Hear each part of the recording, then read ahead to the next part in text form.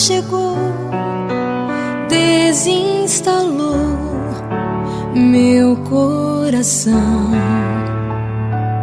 Ao chegar, desafiou-me a exigir uma resposta de sim ou não. É fácil dizer sim, é fácil dizer não, mas dói depois do sim e dói depois do não. A palavra do Senhor, depois que ela passou, nada mais será do jeito que já foi. A palavra do Senhor, depois que ela passou, nada mais será do jeito que já foi.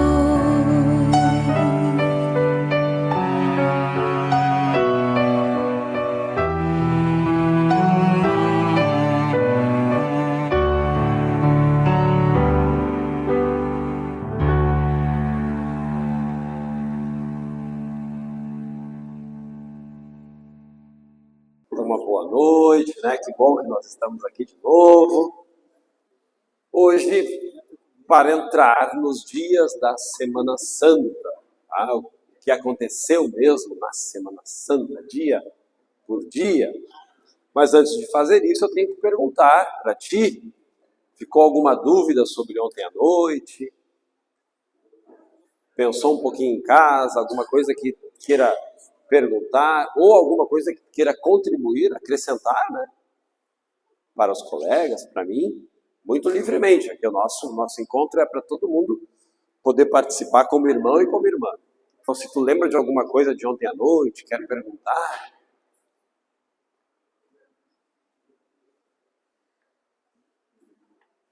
Tranquilo? Podemos avançar? Nós terminamos ontem à noite lendo 2 textos dos evangelhos. Um texto era do Evangelho segundo São Mateus e outro texto do Evangelho segundo São João. E eu mostrei existem bastante diferenças, né, entre um e outro, mas eu mostrei 2 diferenças que chamam muito a atenção. A primeira é que São Mateus fala de jumenta e jumentinho. É o único evangelista que diz que tinha a jumenta e o jumentinho. São Marcos, São Lucas e São João não falam isso. E a segunda diferença grande é que São João, na entrada de Jesus em Jerusalém, ele menciona Lázaro. Lázaro que foi revivificado, voltou a viver. Então, quando Jesus entra em Jerusalém, por que é que São João... Então, nós vamos retomar isso. Eu te convido a abrir a tua Bíblia e ver ali São João capítulo 12. São João 12. Do versículo 12. São João 12, do 12 ao 19.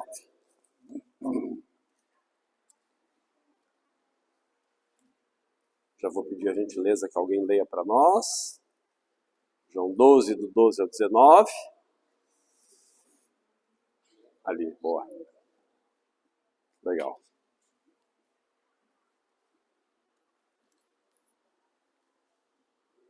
Pode ler.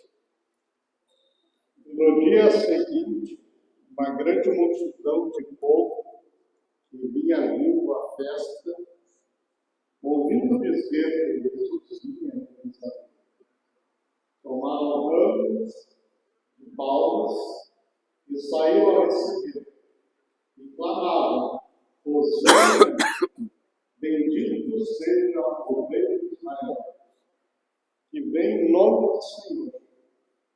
E achou Jesus e montou em cima dele. Só o senhor faz uma pausa, por favor. Só vou comentar uma coisa muito curiosa. Notaram que o jeito que São João conta, ele diz que primeiro o pessoal pegou ramos E depois Jesus montou no jumento. Como é que contou São Mateus? Primeiro Jesus montou no jumento, está entrando em Jerusalém, daí o pessoal pega os ramos e diz: Hosana ao filho de Davi. São João inverte a ordem. Ele diz que primeiro o pessoal pegou ramos, ali ó, versículo 13. Versículo 14. Jesus, encontrando um jumentinho, montou nele. Isso também é uma outra característica de São João. No Evangelho de São João, Jesus é Senhor. Jesus, ele toma atitudes. Nos outros evangelhos, o que aconteceu? Jesus disse assim: vocês vão numa cidade, procurem o jumentinho, tragam para mim. Tem um evangelista que até diz que montaram Jesus no jumento, sabe, dá o pezinho, né?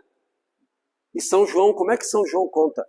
Jesus encontrou o jumento, versículo 14, e montou nele. Está vendo que a atitude corporal é diferente?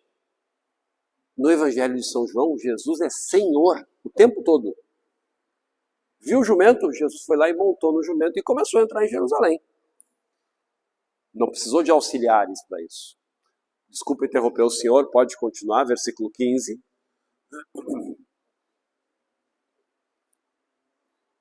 Não temas, filha de Sião, eis aí o teu rei, que vem montado sobre o asno, filho da jumenta. Não fizeram seus discípulos ao princípio reflexão nestas coisas, mas quando Jesus foi glorificado, então se lembraram de que assim estava escrito dele e que eles mesmos haviam contribuído para o seu cumprimento.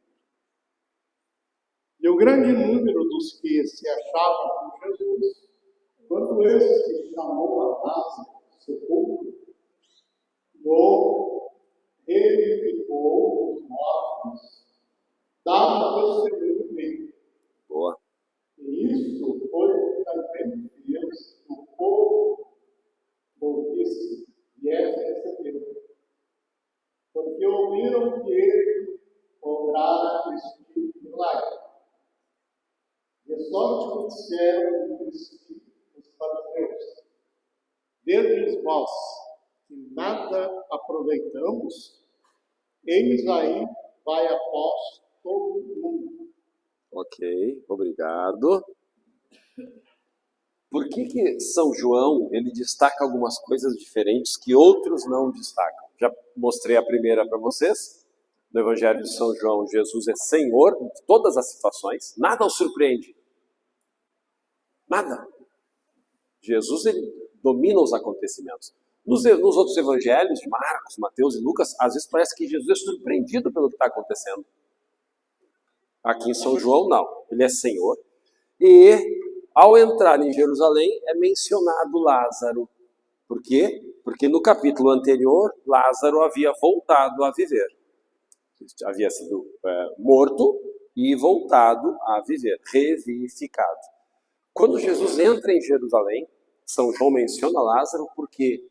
Porque entrar em Jerusalém, nós sabemos o que vai acontecer, né? Ele vai entrar em Jerusalém, vai ser condenado, vai morrer e ressuscitar. Por isso que Lázaro é mencionado aqui. Só por isso. E também eu faço uma observação para ti, só para ti que está fazendo o curso aqui, tá? Para mais ninguém essa observação. Só para ti que está fazendo o curso. Os outros evangelistas não dão destaque para Lázaro como São João dá. Quando a gente pega ali, a gente vai ler Mateus, vai ler Marcos, vai ler Lucas. Cadê Lázaro? Não tem destaque. Mais ou menos só se fala dele, mas não tem destaque. Em São João, Lázaro tem um destaque forte. Por quê? Porque é um sinal assombroso. Jesus se deparou com o morto e a palavra de Jesus fez com que esse morto voltasse a viver. Palavra, gente. Isso é muito forte. Jesus não tocou, não foi lá, não fez nenhum gesto. A palavra diz: Lázaro, vem para fora. E Lázaro voltou a viver. Quer dizer, a palavra de Jesus tem poder. E aqui não é por acaso que Lázaro é mencionado, porque na Semana Santa inicia esse caminho aqui, ó, da paixão, morte e ressurreição de Cristo. Vou aproveitar, já que eu mencionei isso para vocês, né, que no Evangelho segundo São João, Jesus é Senhor de todas as situações. Não vou deixar passar a leitura de um texto, para a gente se dar conta também disso. Te convido a abrir a tua Bíblia, no Evangelho segundo São João, capítulo 18.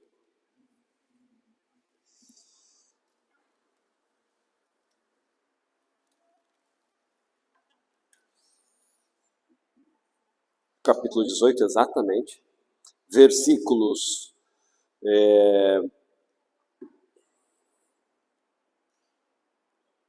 1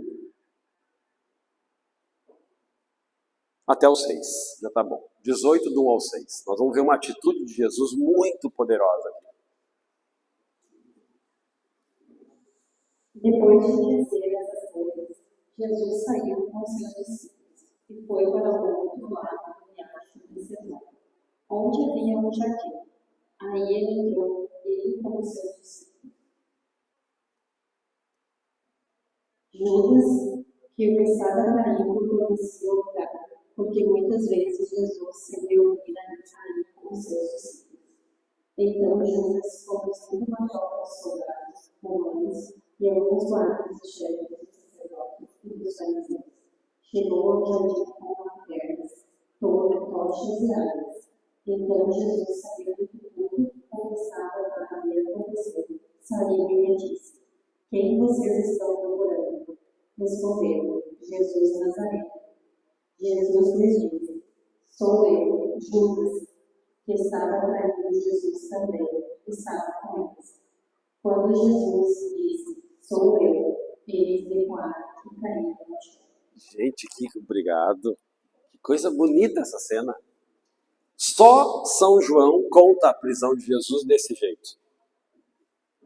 O traidor conduz o destacamento militar para prendê-lo, indica: esse é Jesus.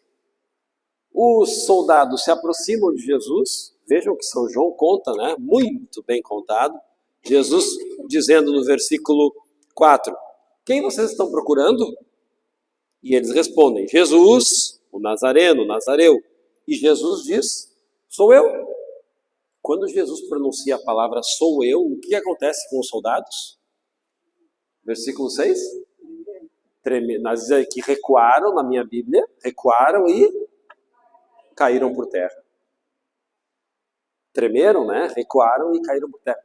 Vê que, gente, voltou de novo aquela mesma cena, ó, da palavra poderosa de Jesus. Como é que Jesus faz Lázaro voltar à vida? Lázaro, vem para fora. E Lázaro voltou a viver. Como é que Jesus faz os soldados caírem? Ele diz: sou eu. Estão procurando Jesus? Sou eu. Ao ouvirem isso, os soldados caem. São João está querendo ensinar para nós. O poder de Jesus a gente não tem noção do que significa o poder de Jesus. Ele não precisa tocar. A palavra dele já é poderosa. Ele não luta com os guardas. Ele fala e os guardas caem. Essa história contada desse jeito só está no Evangelho segundo São João. Por isso que na Semana Santa, a Igreja Católica faz uma coisa que é muito legal. Ela mistura os textos para a gente ter um panorama bem amplo, né, do que aconteceu com Jesus nesses dias tão intensos. Não dá para entender a Semana Santa lendo só um evangelho. Tem que pegar os 4 evangelistas e olhar um pouco, ler com uma certa atenção, para entender o que aconteceu com nosso Senhor Jesus Cristo. E eu vou te mostrar agora na tua Bíblia onde começam os relatos da Semana Santa em cada evangelista. E eu gostaria, se tu tens Bíblia, tu pode usar caneta, pincel, lápis e marcar, porque o nosso tema aqui é a Semana Santa. Então, onde é que aparece a Semana Santa em cada um dos evangelistas? Te convido, abra a tua Bíblia no Evangelho segundo São Mateus, que é o primeiro que aparece ali. Evangelho segundo São Mateus. O Domingo de Ramos já está no capítulo 21, tá? Já começa ali no capítulo 21, né? Mas São Mateus tem uma característica que é a seguinte. Depois que Jesus entra em Jerusalém, São Mateus diz que Jesus fez muitos discursos. Então, a ação demora para acontecer. Pode ser que a gente se distraia na leitura. Então, se tu vais ler Jesus vivendo a sua Semana Santa em Jerusalém, o que eu recomendo? No Evangelho segundo São Mateus, a partir do capítulo 26. Então, tu pode anotar na tua Bíblia, pode anotar num caderno. São Mateus, a partir do capítulo 26. E quantos capítulos tem São Mateus? Quantos capítulos tem? Vê aí na tua Bíblia. 28. Então quer dizer 26, 27, 28. Em 3 capítulos, tu lê a história que São Mateus quer contar a respeito da Semana Santa. Tá? Em São Mateus. Então 26, 27 e 28. É bem curtinho. É bem curtinho. Nós estamos na 3ª semana da Quaresma. Se tu toma como disciplina isso aí, tu vai chegar no fim da Quaresma e vai ter lido todos os textos, um capítulo por dia. Tranquilamente. Tá? Então, Mateus 26, 27 e 28. Vamos para o evangelho que está ao lado de Mateus, que é Marcos. E São Marcos, ele apresenta toda essa Semana Santa vivida por Jesus a partir do capítulo 14. E quantos capítulos tem São Marcos? 16. Então, 14, 15, 16. 3 capítulos também. É bem curtinho. É bem curtinho. E é um exercício muito bom para nós. Muito bom. Eu não tenho muito hábito de ler a Bíblia.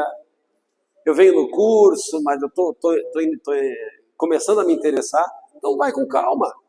Pega a tua Bíblia em casa, pega um dos evangelhos, eu indiquei aqui, São Mateus, vai lá no capítulo 26 e leia, depois lê o 27, e já chegou no fim, que é o 28. Tu foi em São Marcos, vai ali no capítulo 14, lê o 15, e chegou no fim, que é o 16. Vai rápido. Muito bem. Mateus e Marcos.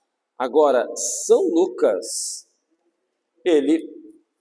Quando vai falar de Jesus, a Semana Santa de Jesus, as histórias estão concentradas a partir do capítulo 22. Mas São Lucas não é até o final. São Lucas é 22, 23, e tá bom, 2 capítulos.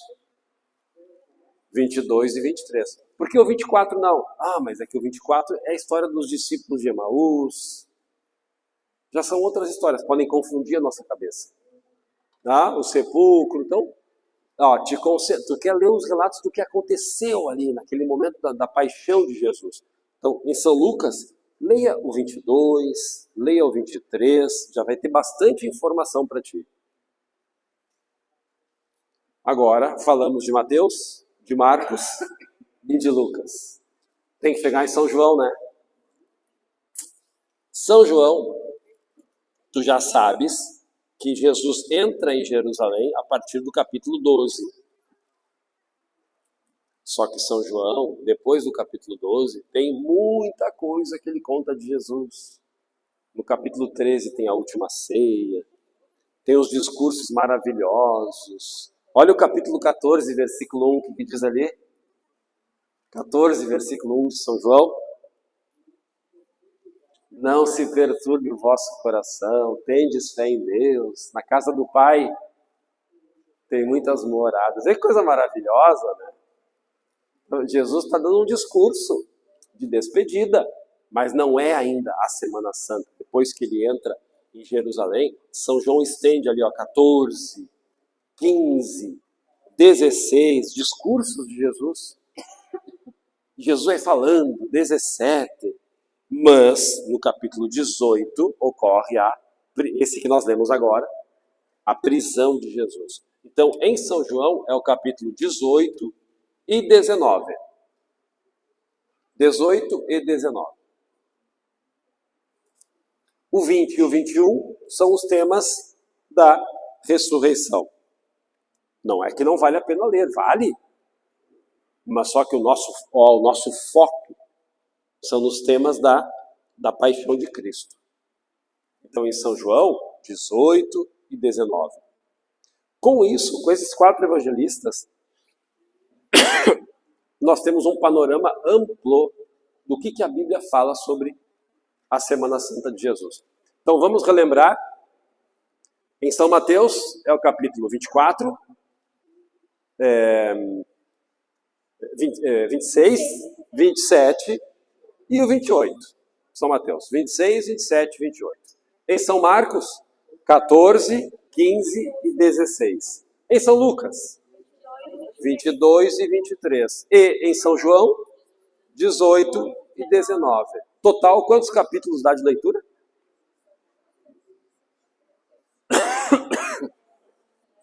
10 capítulos. 10 capítulos da Bíblia. Se tu lê esses 10 capítulos, tu tem um panorama bem amplo do que foi a Semana Santa. É como é que os evangelistas contam para nós a Semana Santa. E a dica que eu dou, ao ler a tua Bíblia, vale a pena sublinhar, marcar o que te chama a atenção, uma palavra diferente, um gesto de Jesus. Pai, eu li isso de São João agora, e me chama a atenção isso. Os inimigos vêm prender Jesus, bastou ele falar, sou eu, os inimigos caem para o chão. Então isso eu sublinho, isso me chama a atenção. Outras coisas que a gente vai lendo vai chamando nossa atenção, e é bom a gente sublinhar na Bíblia. Com isso a gente tem um panorama sobre os 4 evangelistas e o que eles propõem sobre a Semana Santa. Dito isso, então, paixão, morte e ressurreição de Jesus Cristo, vamos para cá.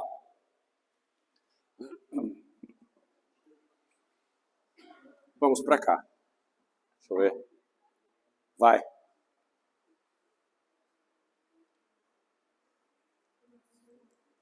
O que aconteceu na Semana Santa?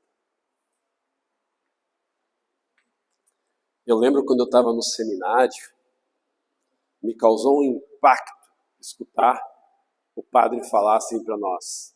Era a segunda-feira da Semana Santa, né? Ele disse assim, como hoje é segunda-feira santa, eu nunca tinha pensado nisso, é verdade, né? Porque a gente sempre fala quinta-feira santa, sexta-feira santa, né? Ele falou assim, como hoje é segunda-feira santa, eu não sei que trabalho tinha que fazer no seminário, vamos fazer isso, fazer aquilo outro. Mas eu pensei, é verdade. Todos os dias nessa Semana Santa são santos. Então tem o Domingo de Ramos, que nós já lemos ontem o texto. Tem a Segunda-feira Santa, Terça-feira Santa, Quarta-feira Santa, Quinta-feira Santa, Sexta-feira Santa, famosíssima. E o dia mais misterioso de todo o ano litúrgico. O sábado da ressurreição. Esse é o dia mais misterioso de todo o ano litúrgico. Tanto que eu convido vocês, né? Estejam atentos às orações, participem das celebrações, né, no Tríduo Pascal. Tem coisa diferente no sábado de Aleluia. Tá? Tem coisa diferente.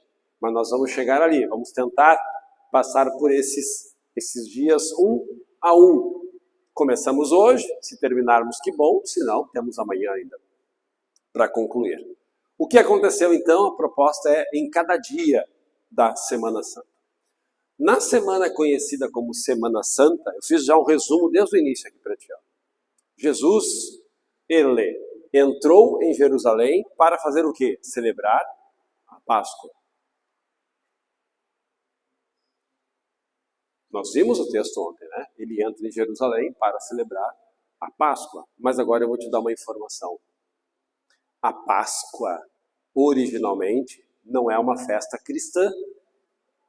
A Páscoa é uma festa daqui, do Antigo Testamento, do povo judeu. Os judeus celebravam a Páscoa. E quando eles celebravam a Páscoa, qual é o fato, qual é o evento, qual é a história que eles estavam lembrando? A saída do Egito.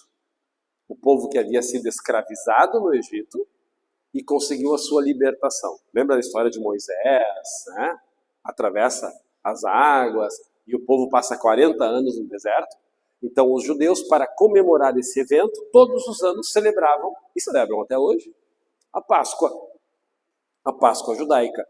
Diz a Bíblia, diz São João, que Jesus entrou em Jerusalém para celebrar a Páscoa. Então nós já vamos estar atentos que era uma festa religiosa judaica, mas nós vamos ver que Jesus celebra a Páscoa, renovando a Páscoa, dando um novo sentido para ela quando chegarmos na Quinta-feira Santa, para ser a Páscoa cristã. Jesus, na Semana Santa, passou os seus últimos momentos com os discípulos. Depois da Semana Santa, Jesus só apareceu para os discípulos, né? Mas não esteve mais com eles de carne e osso, não conviveu mais com Jesus, com os discípulos. Tanto que os discípulos, quando Jesus aparece em algumas cenas, não reconhecem, né? Lembra da história, Maria Madalena no túmulo? O jardineiro, se foi tu que levou o corpo de Jesus, me diz onde tu colocou o corpo, que eu vou lá buscar. Jesus está na beira do lago, os discípulos pescando, eles voltam e Jesus diz, ei, moços, pescaram alguma coisa? O pessoal está ali, ó, furioso, né?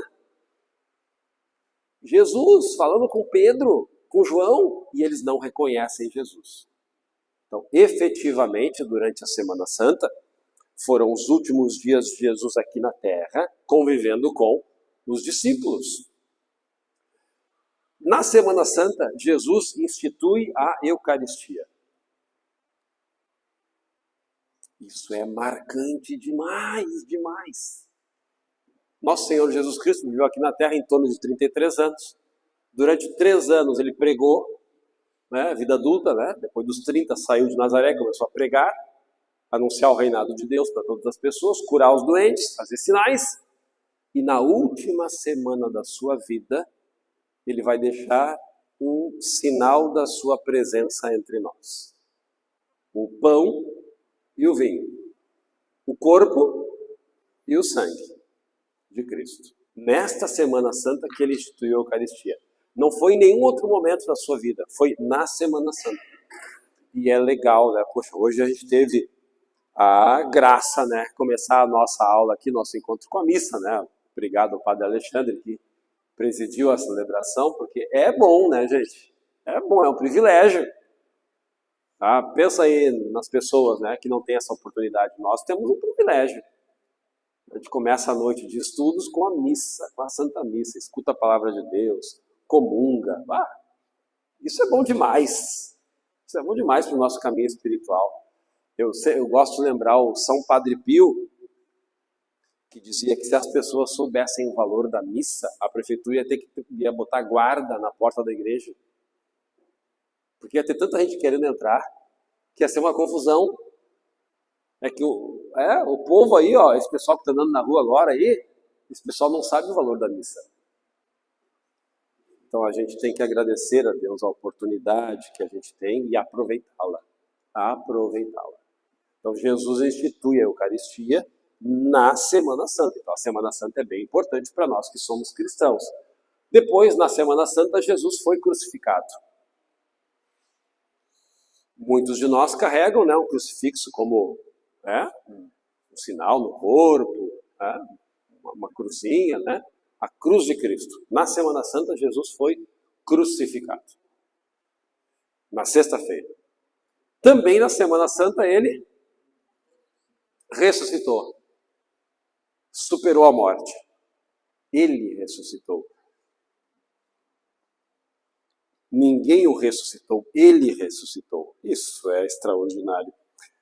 Essa semana foi muito importante, porque foi aí que Jesus cumpriu sua missão de salvar o mundo. Então, vale o destaque nosso para estudar durante 3 noites a Semana Santa, porque tanta coisa importante para a nossa fé aconteceu nesses dias, que eu já resumi aqui no início para ti. Então vamos passo a passo. Aquilo que já começamos a ver ontem. Domingo de Ramos. Eu botei ali um subtítulo, ó, a entrada triunfal. É realmente isso.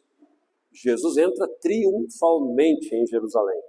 Aí tu podes achar assim, mas é engraçado, né? Jesus, ele entra triunfalmente, mas qual é o veículo que Jesus usa para entrar em Jerusalém?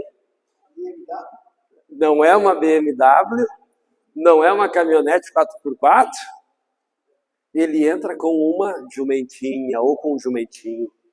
A gente acha uma coisa muito simples, né? Muito simples. Só que eu vou dizer para ti o seguinte: para o povo do Antigo Testamento, o jumentinho era a montaria dos reis.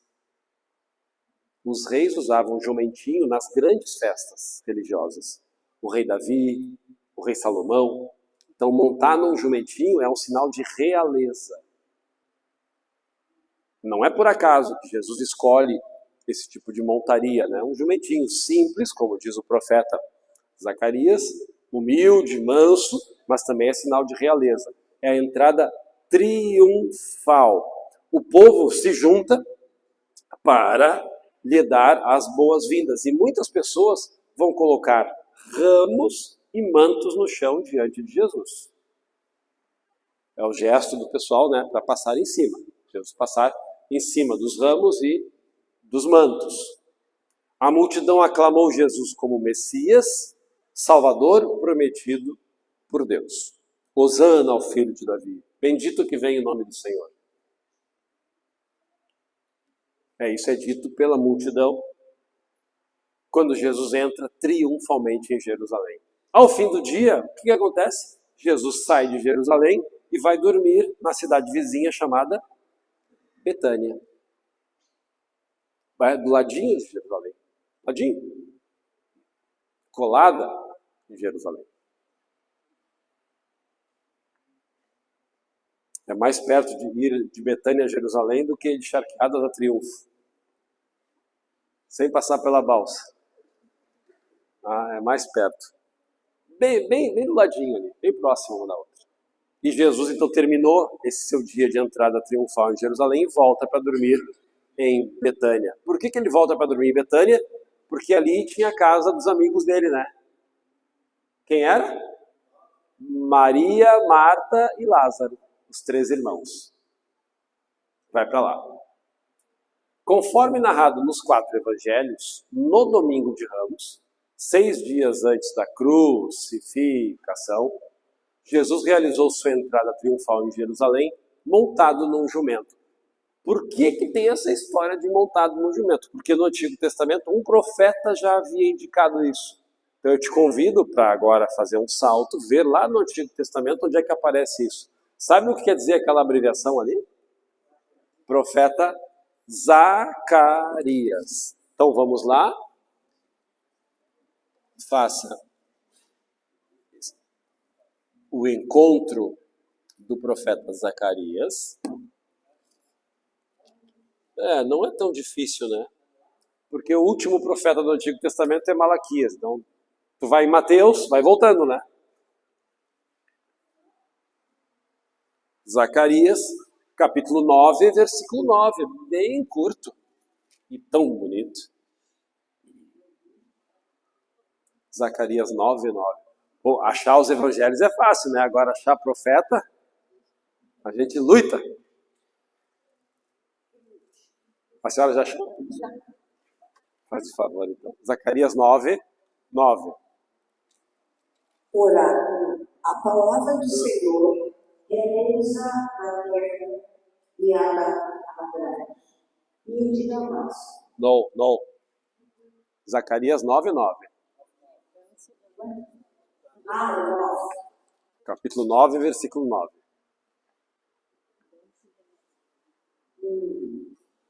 Exulta de alegria, filha de Sião. Solta gritos de júbilo, filha de Jerusalém. Eis que vem a ti o teu rei, justo e vitorioso. Ele é simples e bem montado de júbilo, no porto de uma gigante. Que coisa bonita, que coisa sensível, né? Obrigado. Zacarias dizendo: exulta Jerusalém, o teu rei vem a ti. E ele vem como? Montado num jumento. O profeta Zacarias, profetizou, a gente vai arredondar uma data, em torno do ano 450 a.C. Antes, gente, 450 anos antes de Cristo, essa profecia. E Jesus entra em Jerusalém montado num jumento. E o povo conhecia, em parte, essas profecias. Então, eles estão vendo ali em Jesus se realizar a profecia dita pelo profeta Zacarias.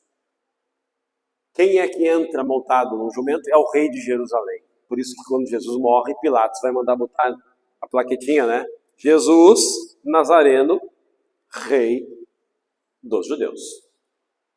Tá? A citação de Mateus, quando Jesus entra em Jerusalém, é essa que eu botei aqui no quadro. Ó.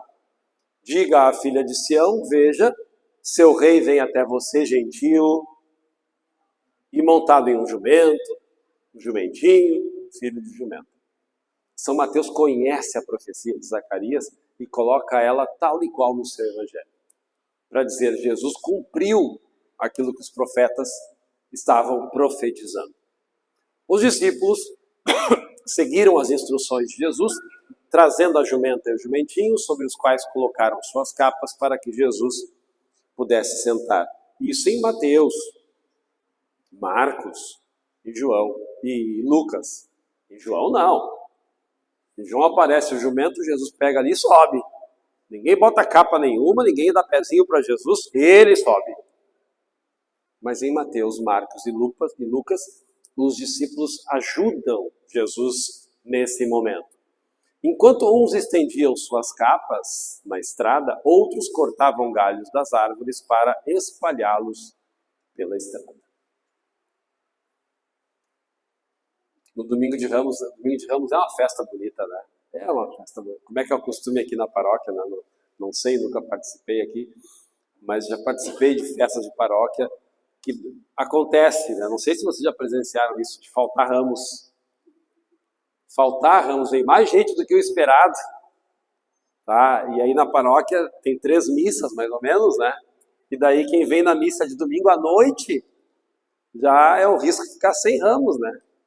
E aí alguém tem que correr ali naquele momento e cortar alguma coisa por aí e trazer, né? Para ninguém ir para casa sem levar um seu raminho, né? Isso é bem a dinâmica que está na Bíblia. O pessoal cortou galhos de árvores e estendeu para que nosso Senhor Jesus Cristo passasse pela estrada.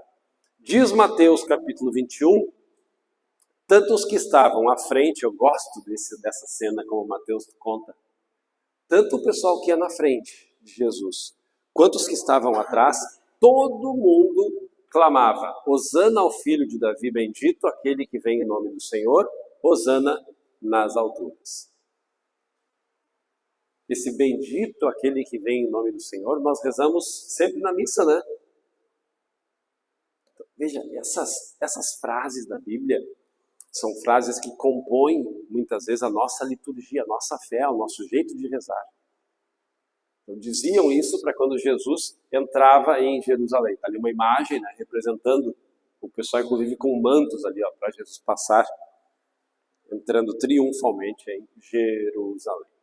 Naquela noite, Jesus retornou pelo Monte das Oliveiras, até a vila de Betânia, para a casa dos seus amigos, os 3 irmãos, Maria, Marta e Lázaro.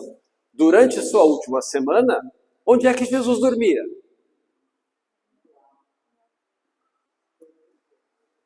Olha, a gente tem que deduzir, tá? Tu tem que deduzir, né? Tu tem que ler. Por isso que eu digo para ti, leia os evangelhos e vá sublinhando o que te chama a atenção. Aí tu tem uma dúvida, mas durante a Semana Santa, onde é que Jesus dormia? Eu tive essa dúvida quando preparei aqui o encontro. Então eu fui lendo os textos. Os textos me indicam que Jesus, ele pregava em Jerusalém e durante a noite ele ia para a casa de Maria, Marta e Lázaro. Seus grandes amigos, né? Grandes amigos. Que é a cidade pertinho. Aí tu tem que imaginar, né? Tu vai para casa de uma família amiga, né? Ao menos tu vai ter um lugar onde encostar a cabeça, tu vai ter uma aguinha para lavar os pés, né? vão te oferecer um chimarrão. Jesus ali aproveita, né? Coitado do homem, passou o dia pregando lá, né? Então, né? Vai comer alguma coisinha que fazem para ele. Então, durante a Semana Santa, ele dormia na casa de Maria, Marta e Lázaro. Bom, segunda, terça e quarta da Semana Santa. Quando a gente está numa aula, quando a gente está num encontro de formação, a gente tem que ter a capacidade de resumir. Tem que resumir. Depois a gente espalha as coisas. Mas primeiro tem que resumir. Então, qual que é a coisa que eu quero dar resumida para ti? Segunda, terça e quarta santa. O que aconteceu? Jesus ensina em Jerusalém. Isso foi segunda-feira santa, terça-feira santa e quarta-feira santa. Ele entrava na cidade, ensinava no templo, ao redor do templo, e de noite voltava para a casa de Maria, Marta e Lázaro. Gente, só que também nós temos que pensar o seguinte: Jesus tinha alguns amigos em Jerusalém, mas ele tinha muito mais inimigos, gente que não gostava dele. E sabe, isso vai crescendo, né? Vai crescendo. Porque esse pessoal que não gostava de Jesus, olha no domingo de Ramos, Jesus entrou em Jerusalém triunfante. Hosana, filho de Davi. E o pessoal, lá vem ele de novo. Já fez teus milagres por aí, agora entrou como filho de Davi em Jerusalém. Aí o pessoal se aquieta, não, vamos esperar, não vai acontecer nada, não vai provocar ninguém. Aí vem a segunda-feira. Jesus vem na segunda-feira e discute com fariseus, saduceus, e a coisa vai crescendo. Os inimigos de Jesus vão ficando com cada vez mais raiva dele, até chegar aos eventos da sua prisão, na quinta-feira santa à noite, né? Então isso foi crescendo. Mas, resumindo para ti, o que ele fez segunda, terça e quarta? Ele ensinou em Jerusalém. Ensinou as verdades da fé. Nos próximos dias, depois da entrada triunfal, Jesus entrava em Jerusalém de manhã, depois saía ao fim da tarde para Betânia, e durante o dia ele ensinava ao povo no templo sobre o reinado de Deus. Isso é o que ele fazia. A gente tem que imaginar também que Jesus, né, como pessoa humana, como pessoa de carne e osso, Jesus era um tipo muito resistente, né? Sabe, tem pessoas que são resistentes. Veja que se diz de Jesus que ele passou 40 dias no deserto, né, gente? Às vezes a gente não leva a sério isso. 40 dias no deserto. Um pãozinho, uma aguinha. Suportar isso. A gente não consegue fazer o jejum de um dia, às vezes. A gente pula uma refeição e já diz, estou morrendo de fome. Jesus era um tipo de homem resistente. Ele não se curvava às agruras da vida, às dificuldades da vida. Então é bem fácil da gente imaginar o que foi esses dias de Jesus em Jerusalém. Dias de penitência também. Passa ali um dia pregando, discutindo com seus inimigos, fazendo bem para as pessoas. E depois de noite ele volta, repousa, dorme um pouco. Era essa sua rotina, mas rotina de um homem que sabia enfrentar as dificuldades da vida. Durante esses 3 dias, Jesus debateu com os líderes religiosos e ensinou várias coisas importantes. Então, o que ele fez na segunda, na terça e na quarta-feira santa? Primeira coisa, explicou sobre a ressurreição e sobre qual era o maior mandamento. Amar como ele nos amou. Ter a relação com o nosso próximo, uma relação de amizade, de afeto, de amor, de respeito. Hoje em dia se fala muito respeito, né? É isso, traduzir o amor em gestos. Respeitar as pessoas. Não entendo, não consigo entender, mas eu respeito. Respeitar os outros. Às vezes a gente tem situações na família, né? Às vezes na nossa família, a gente não entende, mas tenta respeitar. Sim. Como não? Aqui eles falavam, dando ao filho de Davi, feliz que era. Era um rei Davi. Tá. Boa. Esse Osana, filho de Davi, né? Quando a gente olha para o Antigo Testamento, nós temos, vamos fazer uma divisão. Tem os patriarcas, lembra os patriarcas e os matriarcas? Quanta gente importante, né? Abraão, Sara, Isaac, Rebeca, Jacó, Lia, Raquel, os patriarcas, as matriarcas, gente importantíssima na Bíblia. Depois dos patriarcas, quem é importante no Antigo Testamento? Moisés. Por quê? Porque Moisés é aquele que recebeu de Deus os 10 mandamentos. Então nós temos os patriarcas lá, Abraão e Sara, Moisés, e depois dos patriarcas, e depois dos Moisés, qual é o outro personagem mais importante do Antigo Testamento? O rei Davi. O rei Davi. Por isso que quando Jesus entra em Jerusalém, o pessoal sabe que Jesus passou a vida inteira dizendo, gente, começou o que, Jesus? O que começou? Começou o reinado de Deus. Deus começou a reinar nas nossas vidas. Basta a gente acreditar. Muda de vida, começa a respeitar os outros, trata bem, inclusive quem tu não gosta. Muda de vida, começou o reinado de Deus. Aí o pessoal escutava isso, opa, começou o reino de Deus, começou o reinado de Deus. Quem foi o maior rei do Antigo Testamento? Davi. Por isso que o pessoal começou a chamar Jesus de filho de Davi.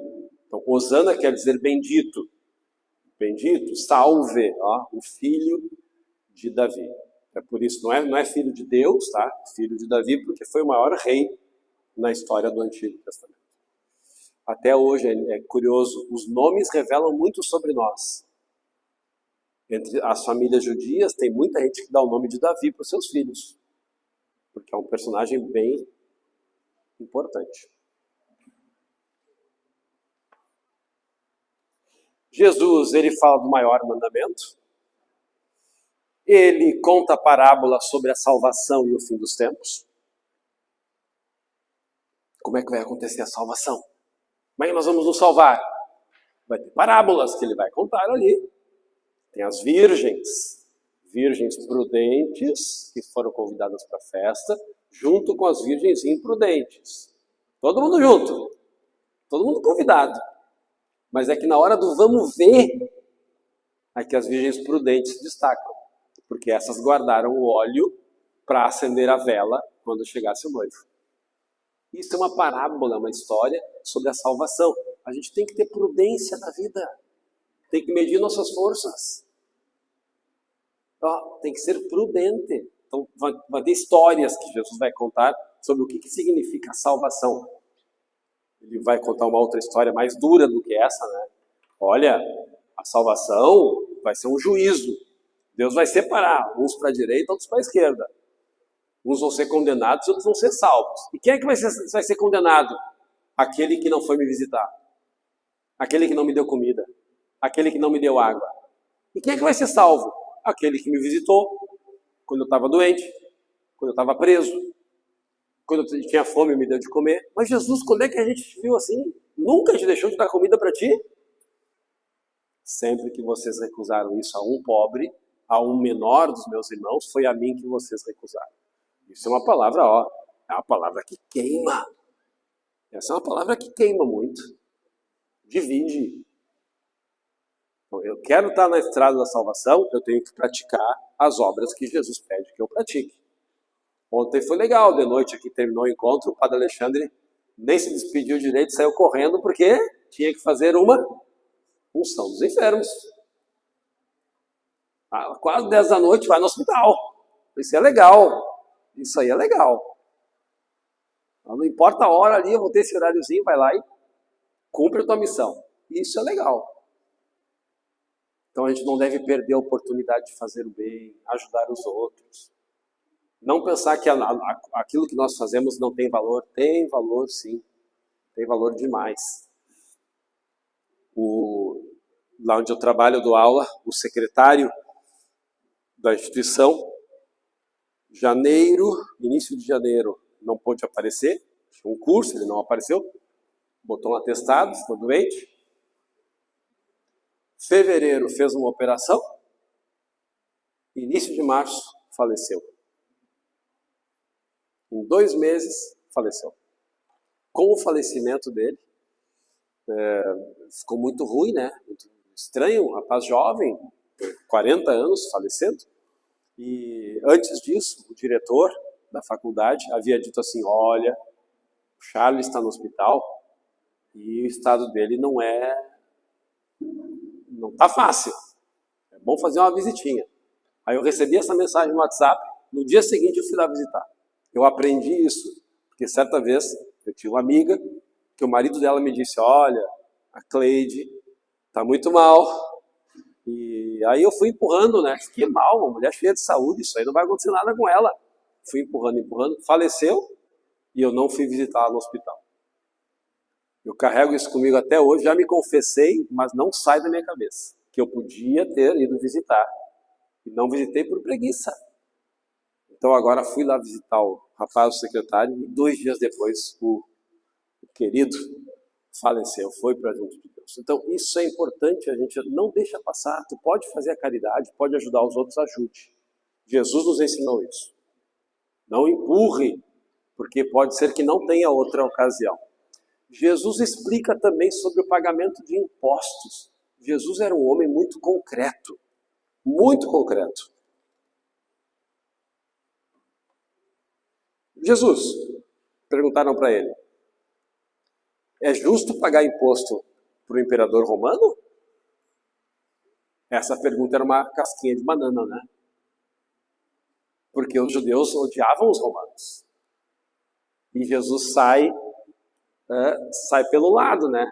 Deixa eu ver uma moedinha de vocês aí. De quem é esse desenho da moeda? De César. Então, dá para César o que é do César. Agora, não esqueçam de dar para Deus o que é de Deus. Está ótimo, né? Está ótimo.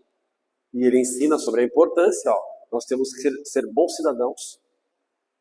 Então, pagar os impostos. Quais seriam os sinais do fim dos tempos? O que vai acontecer no fim dos tempos? E profetizou sobre a sua morte e ressurreição. Então, nesses 3 dias, segunda, terça e quarta, o conteúdo dos ensinamentos de Jesus foi este. Os líderes religiosos se sentiram ameaçados com os ensinamentos e também com a popularidade de Jesus. Os fariseus dizem ali no final do Evangelho de São João que nós lemos, está todo mundo indo atrás de Jesus. Por isso, durante esses dias, procuraram uma forma de matar Jesus. Foi nesse tempo que Judas se ofereceu para trair Jesus em troca de dinheiro. Então vamos ver a origem, né, da traição de Judas. Pegue ali Lucas 22.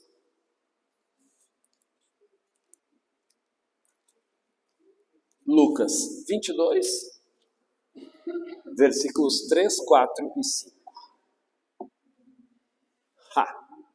Como é bem contado São Lucas. Lucas 22, 3, 4 e 5. Entretanto, Satanás entrou em Judas, que tinha por sobrenome Iscariotes, um dos 12. Judas foi procurar os príncipes dos sacerdotes e os oficiais para se entender com eles sobre o modo de o entregar. Eles se alegraram com isso e concordaram em lhe dar dinheiro. Também ele se obrigou e buscava a ocasião oportuna para trair, sem que a multidão soubesse. Obrigado. São Lucas, ele conta a história dizendo que Satanás entrou em Judas. Está bem contado. Porque quando a gente comete um ato indigno, é como se a gente deixasse Satanás atuar dentro de nós. Está bem contado. Isso é indigno. Conviveu com o mestre durante 3 anos e vai traí-lo. Deixou Satanás entrar dentro de si. por um motivo torpe. Torpe, ó, dinheiro. Todo mundo precisa de dinheiro. Eu não falo mal do dinheiro porque eu preciso de dinheiro para viver. Dinheiro é bom. A gente tem que ter dinheiro, né, para ter as coisas, ter saúde, para ir no médico. Falo eu que estou pesteado. Tá? Para ter um mínimo de conforto em casa, né? Então, a gente precisa de dinheiro.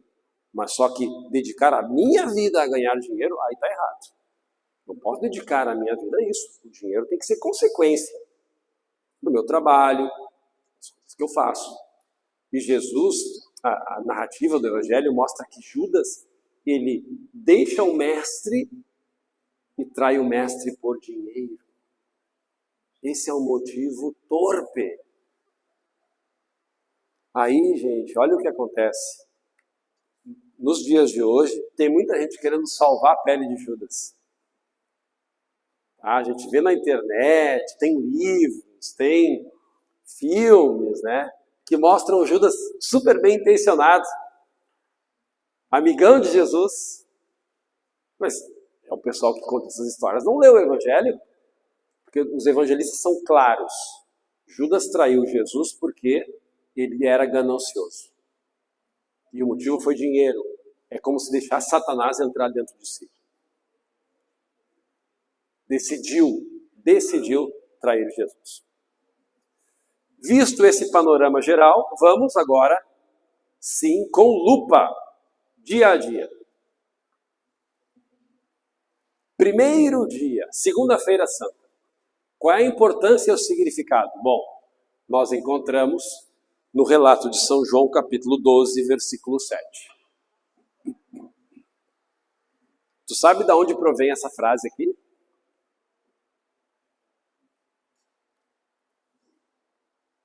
Ela guardava este perfume para a minha sepultura? Lembra daquela cena que Jesus, ele tem os seus pés ungidos por uma mulher? E Judas vai dizer, poxa, mas espera aí, que cheirinho bom desse perfume que ela está usando. Que perfume é esse? Daí ela vai dizer, é um perfume francês que eu comprei para passar nos pés de Jesus. Aí o Judas vai dizer, mas para que gastar dinheiro com isso? Não é um desperdício. Podia pegar esse perfume e vender e dar para os pobres. E Jesus responde, não. Essa unção, esse perfume, já é sinal, já remete à minha sepultura. Por quê? Porque na Bíblia os falecidos, eles recebiam óleos no seu corpo. Hoje em dia, a gente se espanta, mas o pessoal eram besuntados, né? Sim, hoje em dia também, né? Eu acompanhei a capelania de um hospital que tinha a câmera funerária colada ao hospital. Então, as funerárias, elas quando pegam o corpo de quem falece, o que elas têm que fazer, né, gente? Tem que dar um jeito de conservar o corpo por 2, 3 dias, né? Para que a família possa fazer as despedidas honrosas do falecido, da falecida. E como é que se faz isso? Com produtos químicos, formol, glicerina, são usados para conservar, né, o corpo. Os antigos não tinham isso aí. Não tinha formol, não tinha glicerina. Então o que eles usavam? Óleos. Untavam o corpo e o corpo se conservava por ao menos um pouquinho mais de tempo. Então quando essa mulher, no capítulo 12 de São João, ela unge os pés de Jesus, já é um sinal da sua morte. Já é um prenúncio de que Jesus vai passar pela sua morte. Na segunda-feira, no caminho para Jerusalém, Jesus, lembra dessa história? Amaldiçoou uma figueira, porque não tinha fruto. Vamos ver o texto. Marcos 11.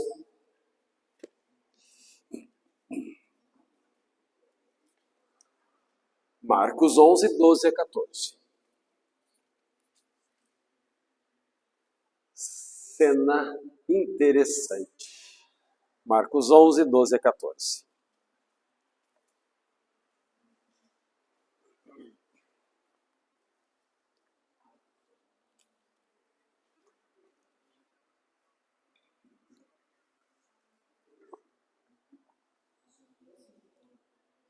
Segunda-feira. Pode ler, por favor.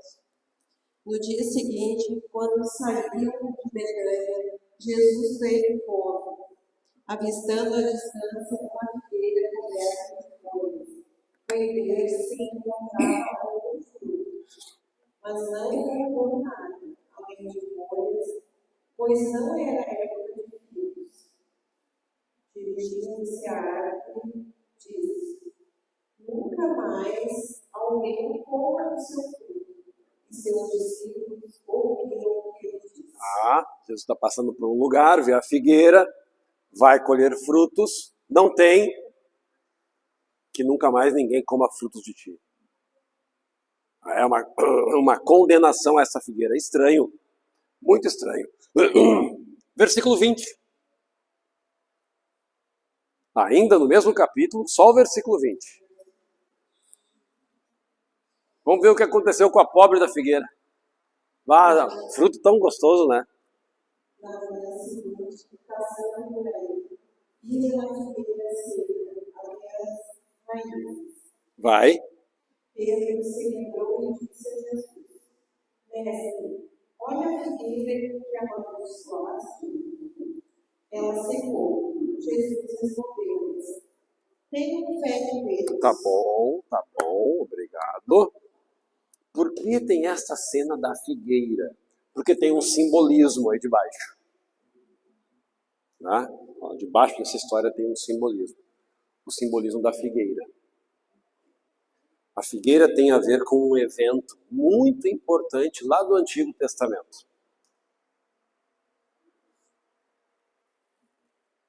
Que eu vou mostrar para ti. Está na tua Bíblia.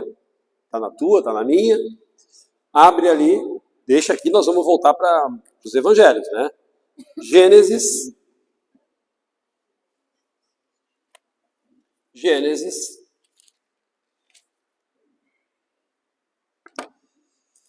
capítulo 3, versículos do 1 ao 7. Gênesis 3, do 1 ao 7. Primeiro livro da Bíblia. Quem não achar esse livro, rodou no curso. Vai, por favor. A serpente era mais astuta que todos os animais dos campos. E lá vai Deus, ela disse à mulher. Então, Deus disse: Vós não podeis comer de todas as árvores do jardim? A mulher respondeu à serpente: Nós podemos comer do fruto das árvores do jardim, mas do fruto da árvore que está no meio do jardim, Deus disse: Dele não comereis, nele não tocareis, sob a pena de morte. A serpente disse então: Não comereis dele e não tocareis, não. Então a mulher: Não morrereis, mas Deus sabe que no dia em que dele comer, os vossos olhos saberão que vós sereis como deuses, versados no bem e no mal. A mulher viu que a árvore era boa ao apetite e formosa à vista, e que essa árvore era desejável para adquirir discernimento. Tomou-lhe fruto e comeu. Deu também a seu filho, e com ela estava, e ele comeu. E então abriram os olhos dos dois e perceberam que estavam entrelaçadas folhas de figueira e se sentiam. Esse texto ajuda a entender a maldição, obrigado, que Jesus lançou contra a figueira. Lá no Antigo Testamento, a primeira roupa usada pelo primeiro homem e pela primeira mulher foi com folhas de figueira, para cobrir a sua nudez Então, a folha da figueira, a figueira, de modo geral, ela tem um símbolo de inocência. Ó, ela quer guardar as coisas puras, guardar as coisas do nosso olhar. Não tem sentido a gente ficar olhando para o corpo das outras pessoas. Então, bota a folha de figueira. Depois, a figueira vai estar associada a essa árvore e a meditação sobre a lei, sobre o Antigo Testamento, sobre a palavra de Deus. Figueira vai simbolizar isso, quem medita a palavra de Deus, quem está junto de Deus, quem confia em Deus. E quando Jesus ele passa por uma figueira, não é por acaso, os gestos de Jesus nessa semana, nenhum gesto dele é por acaso. Ele vai colher o fruto. E vocês acham que Jesus não sabia que a figueira estava sem fruto? Sabia, né? Mas ele vai comer para ensinar aos discípulos. E não tem fruto, ele amaldiçoa. Passam por ali depois e os discípulos dizem, Jesus, olha ali, ó, a figueira que o Senhor amaldiçoou, secou. E qual é a resposta que Jesus dá? Tendes fé em Deus. Foi a resposta dele em São Marcos? Jesus, olha só, a sua figueira ali foi amaldiçoada, secou. Tenham fé em Deus. Jesus está dizendo, voltem a ser inocentes. Ó, voltem para o paraíso. Sejam inocentes. Ó, abandonem a vida de pecado. Deixem de praticar as coisas erradas. Então, os gestos de Jesus são gestos que vão ensinando a cada um de nós, devagarinho, o que significa aderir à proposta do Mestre, o que ele pede para cada um de nós. Além disso, a gente pode dizer o seguinte, é como se o Antigo Testamento não desse mais fruto, né, gente? O Antigo Testamento, todo esse pessoal ali, ó, que vinha do Antigo Testamento, parou de dar fruto. Essa figueira, essas histórias do Antigo Testamento parou, agora é Jesus, agora é Novo Testamento. Parou, não tem mais fruto. Veja que é interessante, né? Não tem livraria católica aqui em Triunfo, né? Quando tu for a Porto Alegre, vai numa livraria católica, Paulinas, Paulos, vai lá e pede para comprar o Antigo Testamento. Vê se tu vai conseguir. Não consegue. Não tem. Porque para nós que somos cristãos, o Antigo Testamento, ele sempre vem junto com o Novo. Bíblia tem para vender. Mas só o Antigo Testamento não tem. Porque para nós o Antigo Testamento ele só tem sentido por causa do Novo Testamento, da palavra de Jesus. Depois disso, Jesus entrou no templo e expulsou os mercadores, porque tem aquela história que ele diz que vocês estão tornando a casa do meu pai como casa de comércio, casa de ladrões. Sim. Tem alguma ligação com a figueira de Lucas 13? Os textos são, a palavra certa é paralelos, mas não são iguais, Ali em Lucas 13, Jesus se depara com uma figueira que está estéril. E também é significativo. Tá? Em Marcos, Jesus vê uma figueira, amaldiçoa e ela seca. Em Lucas, Jesus vai com seus discípulos e a figueira já está estéril. Ali está evidente que a comparação é com que a religião do Antigo Testamento ficou seca. Seca, não produz mais nada. É a mesma história. Essa comparação que o senhor trouxe é muito importante, porque é a mesma história, Jesus diante da figueira. E cada evangelista apresenta de um jeito. Num evangelista, Jesus encontra a figueira verdejante e amaldiçoa e ela seca. No outro evangelista, Jesus encontra a figueira já seca, não produzindo mais nada. Isso acontece seguido nas histórias da Bíblia. Seguido. Eu usei, acho que foi ano passado, a imagem, né, da fotografia.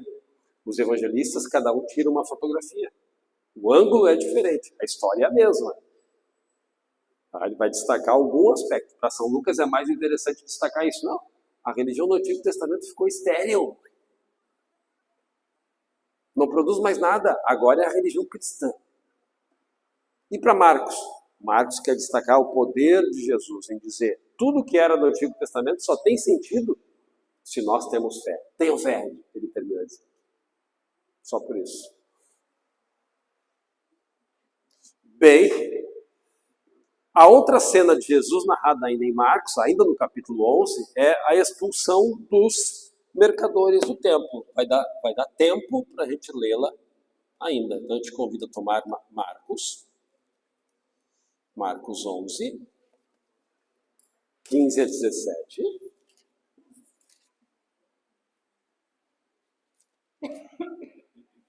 Tá. Eles chegaram a Jerusalém. Jesus entrou no templo e começou a expulsar os vendedores e compradores que ali estavam. Derrubou as mesas dos que trocavam moedas e as cadeiras dos que vendiam bolas, e não deixava ninguém transportar nada pelo templo. Jesus ensinava dizendo: não está escrito, minha casa será chamada casa de oração para todos os povos. No entanto, vocês estão transportando minha mente de Babel. Desculpa, posso fazer uma observação para a senhora? Aqui foi uma pergunta. Não está escrito que a minha casa será casa de oração para todos os povos? Não tem um ponto de interrogação ali? Tem, né? Então, então, Jesus diz, pode ler de novo, por favor.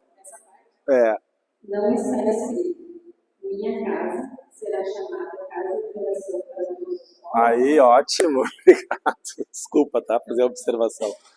Porque Jesus faz uma pergunta, né?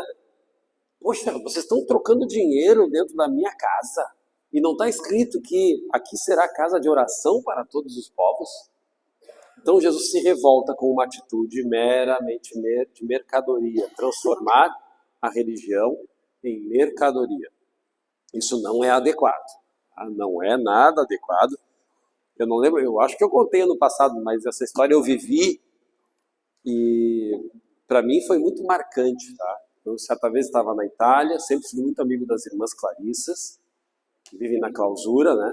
Sempre fui muito amigo, desde o tempo de seminário. E estava lá na Itália, fui visitar Assis, onde está o corpo de Santa Clara. E lá em Assis eu disse para as irmãs, olha, eu sou de Porto Alegre, né? Lá tem um mosteiro das irmãs Clarissas, e as irmãs não têm nenhuma relíquia de Santa Clara. Aí a irmã chamou a madre. Aí eu contei a história para a madre de novo. Aí a madre disse, tá, que legal, então, espera um pouco, pode voltar amanhã? Eu disse, posso, certamente ela ligou, né? Ligou para as Clarissas em Porto Alegre para saber se era verdade, né? As irmãs não são bobas, né? E aí no dia seguinte eu voltei e ela disse, sim, então tá aqui, ó, preparei uma relíquia, por favor, o senhor pode levar lá para o mosteiro das irmãs, né, em Porto Alegre, um pedacinho do hábito de Santa Clara. Tá? E eu caí na asneira, foi asneira, coisa de asno, de perguntar para a irmã, quanto é? Gente, para ver uma irmã braba, eu vi na vida aquela vez. Eu vi uma irmã bem braba. Olha, ela disse, vocês brasileiros acham que a gente pode comercializar essas coisas sagradas? Isso aí não se comercializa, não troca por dinheiro.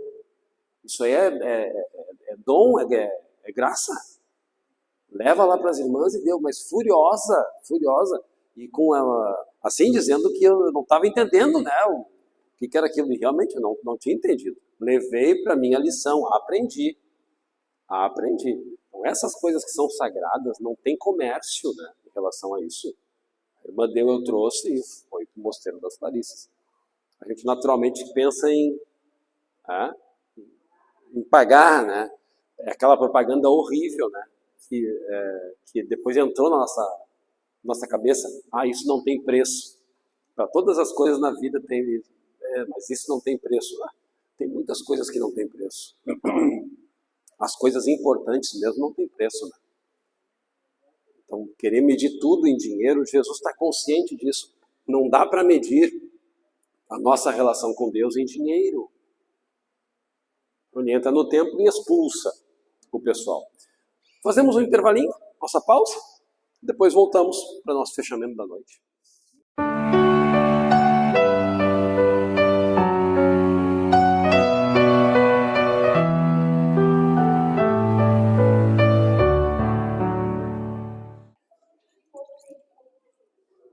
Isso é bom, né? As dúvidas são boas, as dúvidas fazem a aula render. Então, nós já temos aí Jesus, a relação com a figueira. Jesus agora expulsou os mercadores. Nós terminamos essa primeira parte da noite lendo São Marcos, dizendo no capítulo 11, que Jesus, chegando em Jerusalém, entra no templo e expulsa os chamados vendilhões do templo. Estou certo, né? Estamos no capítulo 11 de Marcos, né? 11. Eu gosto de Bíblia, eu sou curioso com a Bíblia. E a gente tem que ler essas histórias e pensar sobre elas. São Marcos conta que Jesus expulsou os vendilhões do templo no capítulo 11, quando Jesus já entrou em Jerusalém. Vamos ver como é que São João conta a mesma história? Vai ali em São João, capítulo 2. São João, capítulo 2, versículo 13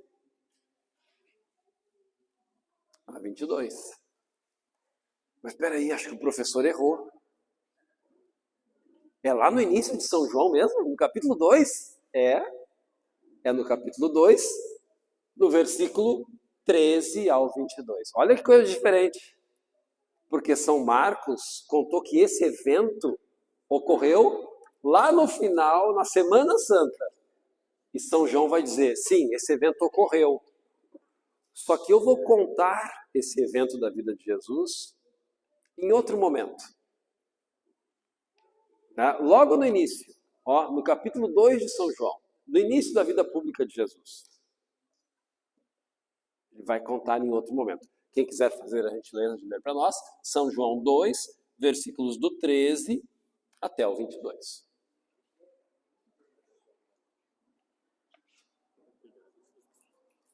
Porque, como estava a chegar a Páscoa de Deus, foi logo Jesus para Jerusalém. E achou no templo a muitos vendendo bois e ovelhas, e pombos, e os caminhadores lá sentados. Tendo feito portas, como as ovelhas, Chicote. lançou fora a todos do templo, também as ovelhas e os bois, e arrojou por terra o dinheiro dos caminhadores, e derrubou as mesas, e para os que vendiam as compras, disse: tirai daqui, e não passais da casa do meu pai, casa de negociação. Então se lembraram seus discípulos do que está escrito: o zelo da tua casa me comeu. Perguntaram-lhe, pois, judeus, e disseram: que milagres fazes tu para mostrares que tens autoridade para fazeres essas coisas? Respondeu-lhes Jesus e disse: desfazei este templo e eu o levantarei em 3 dias. Replicaram logo os judeus: e se edificar esse templo, gastaram-se 46 anos, e tu has levantá-lo em 3 dias. Fazei o templo de seu corpo, assim que depois que ele ressurgiu dos mortos. Se lembraram dos seus discípulos do que ele dissera, e creram na Escritura e nas palavras que Jesus tinha dito. Tá bom, obrigado. Que coisa interessante essa história contada em São João. De novo voltou o tema da ressurreição. São João, quando ele conta a história de Jesus, ele tem algo diante dos olhos dele, que é o quê? Jesus ressuscitou. São João já sabe que Jesus ressuscitou, está diante dos olhos dele.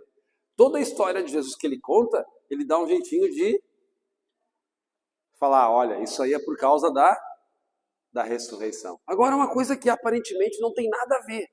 Jesus entra no templo, vê o pessoal ali mexendo em dinheiro, trocando dinheiro, fazendo câmbio, ele expulsa, e São João termina dizendo, É assim, quando ele ressuscitou dos mortos, lembraram do que ele disse. Falou da ressurreição. O que tem a ver? Porque para São João, todas as histórias de Jesus conduzem para a ressurreição. Quem crê em Cristo vai ressuscitar. Quem caminha com Jesus, ressuscitará. Não chamou a atenção de vocês o detalhe? Até o senhor ia ler uma palavra difícil aí, eu modifiquei, né? Versículo 15. Jesus faz o quê? Um chicote na minha Bíblia. Como é que está na tua Bíblia? O que ele fez? Chicote. Sabe o que é um chicote, né? É o único evangelista que diz que Jesus fez um chicote para expulsar os vendedores do templo. Isso não está em Mateus, não está em Marcos, não está em Lucas, está só em São João. É um detalhezinho que ele acrescenta. Por isso que algumas histórias de Jesus sempre é bom a gente comparar e ler todos os evangelhos para ter uma visão completa. Tá? Porque cada evangelista ele coloca, é como cozinhar, né? Eu gosto de cozinhar, sempre senti prazer em cozinhar e sentir satisfação das pessoas comendo a comida que eu faço. Mas eu não consigo fazer comida seguindo receita. Eu olho para a receita, fecho a receita e vou cozinhar. Não consigo seguir a receita ali, ó. Tac, tac, tac, tac. Faça isso, medida. Não faço assim. Eu olho, aprendo e vou fazer. Porque eu penso, quem cozinha tem que colocar da sua, né? Pode dar errado? Pode. É assim, cozinhar é isso. E cada um tem o seu jeito de preparar a refeição. Cada evangelista tem o seu jeito de apresentar quem foi Jesus. E é bonito que seja assim. É bonito. Nós temos 4 fotografias maravilhosas. Tá? Enquanto saíam de Betânia, Jesus, que estava com fome, avistou de longe essa figueira e a amaldiçoou, ou, em algum relato, já estava seca. Achei uma imagem de uma figueira da Palestina. Olha como é diferente da nossa figueira. Tá? É diferente da nossa figueira, é uma árvore mais miudinha, né? Mais miúda. Os frutos também são um pouquinho diferentes. Mas ela é robusta, é robusta. Tem e a folha é maior, né? A folha é grande. É, isso aí. Mas o mais comum da gente ver é esse outro tipo de figueira. Então ali eu estou dizendo para ti, isso tem a ver com algo simbólico. Está declarando que já o que era vivido no Antigo Testamento ficou estéril. Ficou estéril. Não produz mais nada. Tá? Muito bem. Segunda-feira Santa aparece esta personagem extraordinária, Maria, irmã de Marta e Lázaro. Ela vai fazer o quê? Ungir os pés de nosso Senhor Jesus Cristo. Maria, irmã de Marta e Lázaro. Vale a pena a gente tomar o texto, então eu te convido a pegar o Evangelho segundo São João.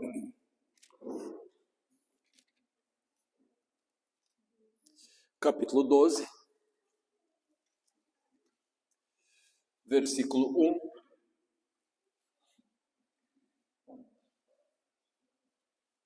ao 8. 12, do 1 ao 8. A senhora que vai ler? Não. 12, 1 a 8.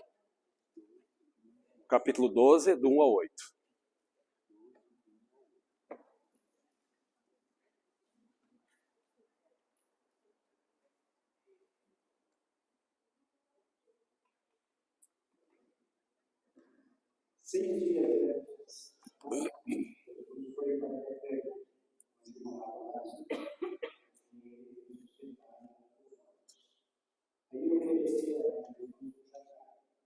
Marta serviu Lázaro. Marta serviu Lázaro era os que estavam na mesa de Jesus. Então Maria levou quase 20 litros de perfume de nada.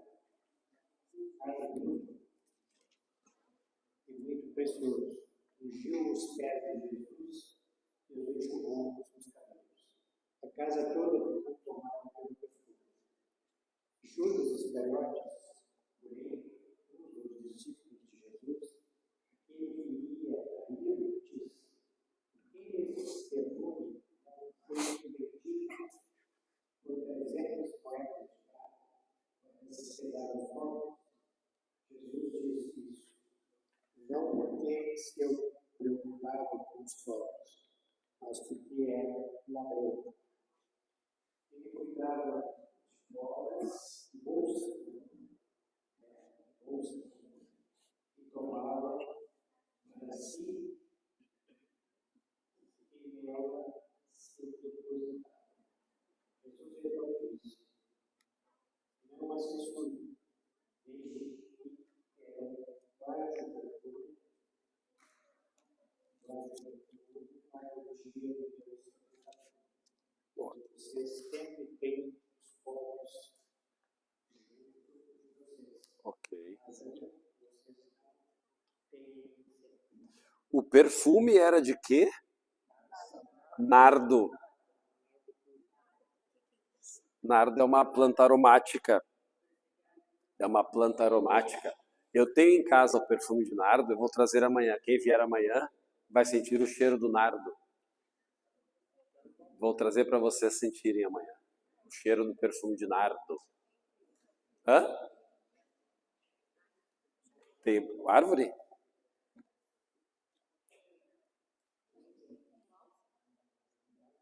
É um bálsamo, é exato. É exato. Essa palavra é.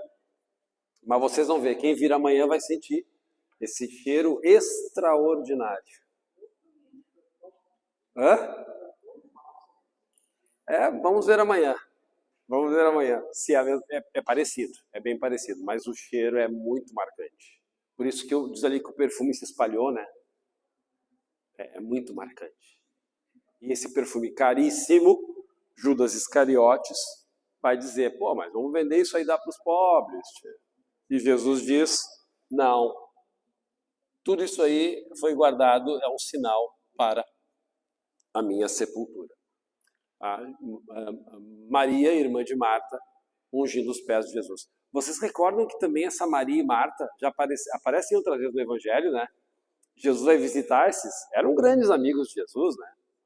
Visita, Jesus está ali descansando e Maria está numa boa, né? Sentadinha, escutando Jesus falar.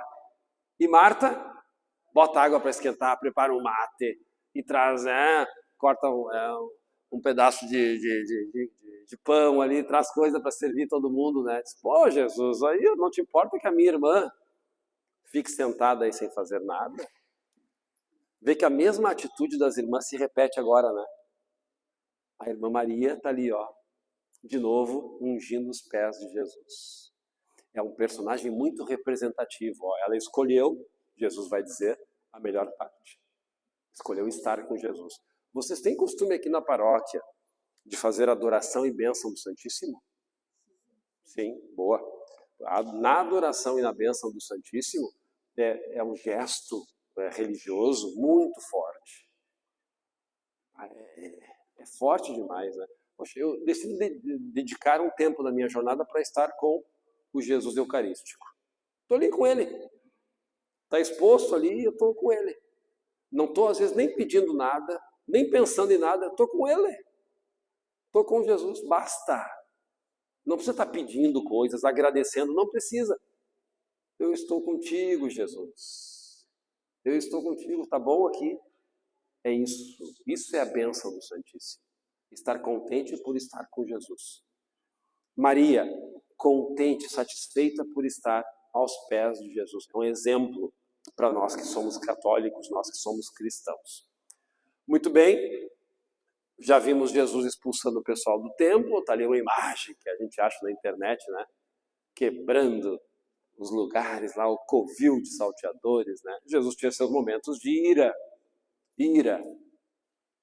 né? Quando as coisas não davam certo como ele gostaria que dessem. Temos tempo ainda, rapidamente, para mencionar a Terça-feira Santa. Vimos o domingo de Páscoa, domingo da ressurreição, melhor dizendo, domingo de Ramos, melhor dizendo, a segunda-feira santa e a terça-feira santa. O que ocorre? Bom, sempre aqui eu te dou o resumo no início. Qual é o resumo da segunda-feira santa? Maria unge Jesus. Gasta um dinheirão com aquele perfume para ungir os pés de Nosso Senhor. Por quê? Porque ele está próximo da morte. Os mortos eram ungidos. Na terça-feira santa, qual é a importância e o significado? Agora é glorificado o Filho do Homem e Deus é glorificado nele. Antes o Senhor me perguntou, filho de Davi, agora aparece outra expressão, Filho do Homem. Jesus usa muitas vezes, às vezes o homem está com H maiúsculo, né? Filho do Homem. Jesus usa bastante vezes essa expressão.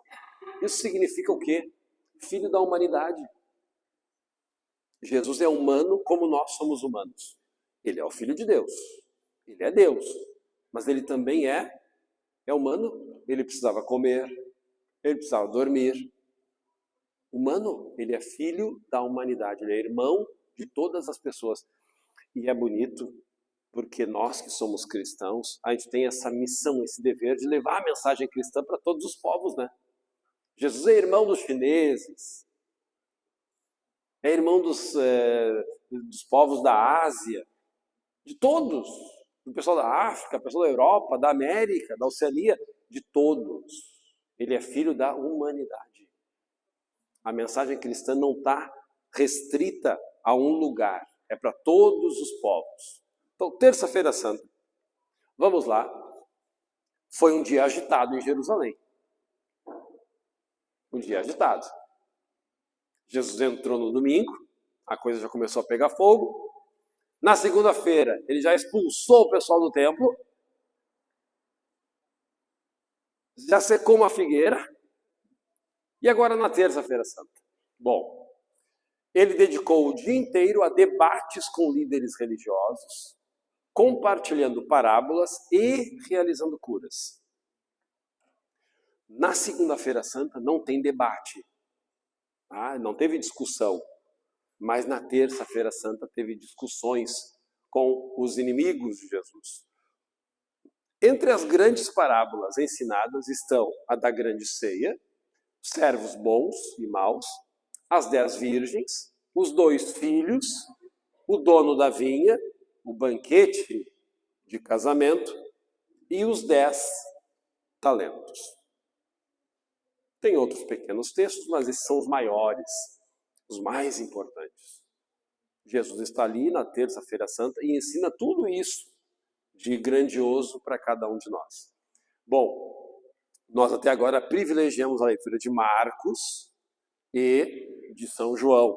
Vamos também fazer um sobrevoo, né, sobre outros evangelistas, porque vai que São Mateus e São Lucas fiquem bravos conosco, né? Não podemos deixar eles ficarem bravos com a gente, né? Então nós vamos ver primeiro aqui, São Lucas capítulo 20, versículo 1. É um pouquinho longo, a gente talvez não precise ler tudo.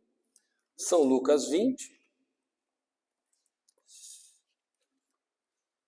Parece um barulhinho de chuva, né? Mas não é. É o ventilador. Eu estava achando, será que é uma chuvinha refrescando?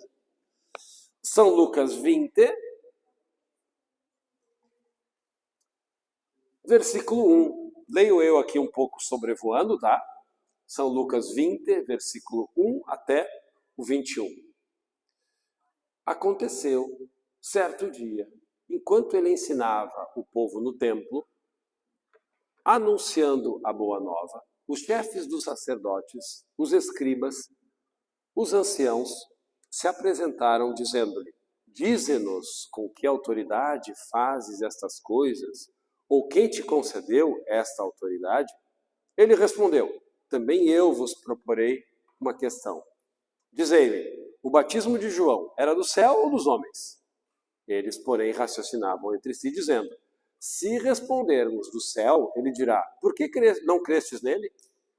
Se respondermos dos homens, o povo todo nos apedrejará, porque está convicto de que João é profeta. E responderam que não sabiam de onde era. Jesus lhes disse, nem eu vos digo com que autoridade faço estas coisas.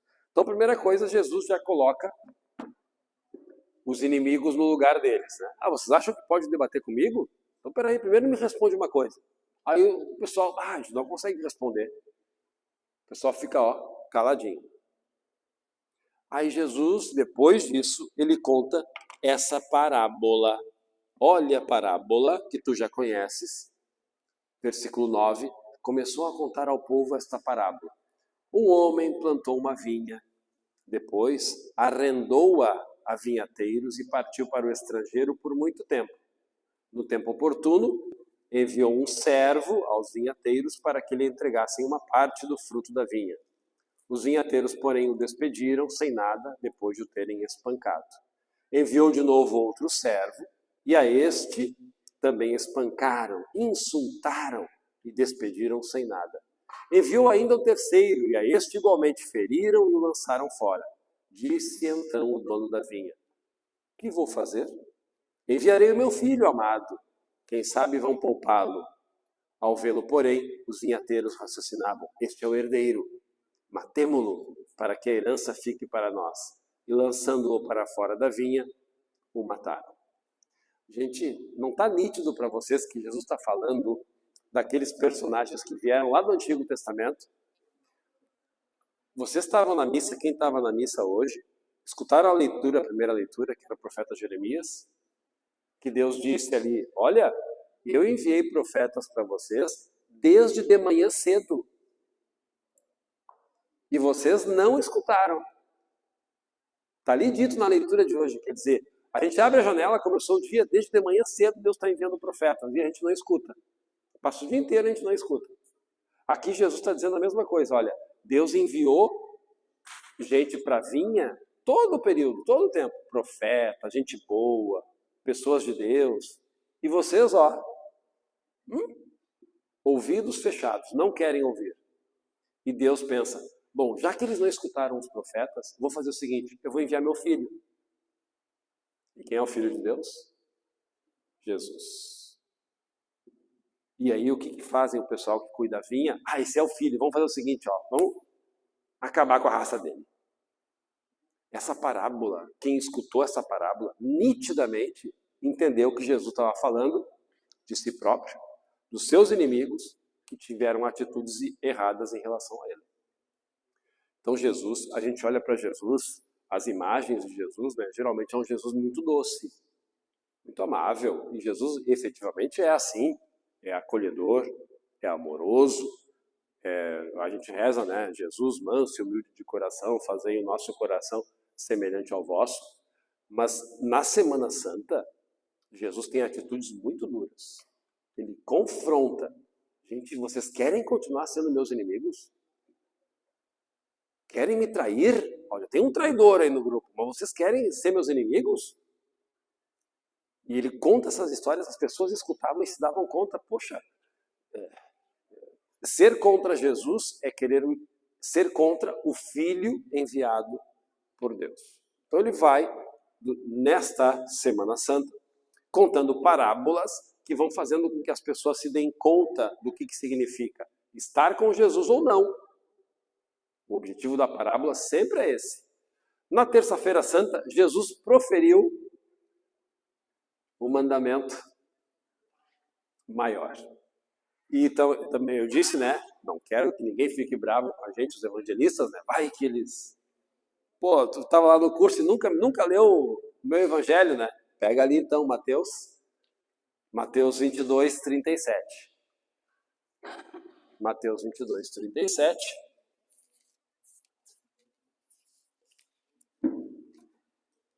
Foi na Terça-feira Santa. Pode ler do 34 ao 40. Mateus 22, do 34 ao 40. Aqui não enxerga, tá?